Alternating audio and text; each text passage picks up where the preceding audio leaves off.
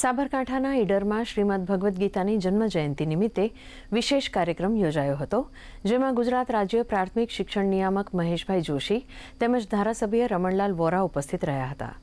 પૂર્વ વિધાનસભા અધ્યક્ષ રમણલાલ વોરાએ જણાવ્યું હતું કે શ્રીમદ ભગવદ્ ગીતા એ આજના બાળકો માટે પાયાની જરૂરિયાત છે, જેમાં જીવનની તમામ સમસ્યાઓની રજૂઆત કરીને તેનું સમાધાન અપાયું છે.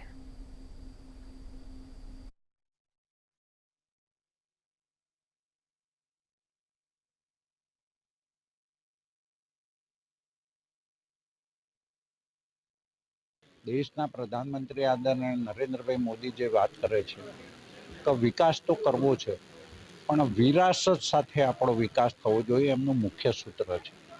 અને એટલા માટે જ્યારે ગીતા જયંતિની વાત કરતા હોઈએ ત્યારે ધર્મ જે બાજુ છે એ બાજુ આપણે રહેવું જોઈએ. એનું એક વાક્યમાં જો એનો ઉલ્લેખ કરવો હોય તો એવો થઈ શકે, એના માટેનો આ કાર્યક્રમ હતો.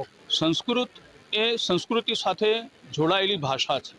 એવું કહેવાય છે કે સંસ્કૃત તમામ ભાષાઓની જનની છે. જે વ્યક્તિને સંસ્કૃત સારી રીતે આવડી ગયું એ વિશ્વની કોઈ પણ ભાષા પર પોતાની પકડ મેળવી શકે છે. ગુજરાત સરકારે પણ સંસ્કૃત બોર્ડ દ્વારા સંસ્કૃતનો વ્યાપક પ્રચાર પ્રસાર થાય અને વિદ્યાર્થીઓ સુધી સંસ્કૃતિ અને સંસ્કૃતની વાત પહોંચે તે માટે પૂરતા પ્રયત્નો કરી રહ્યા છે.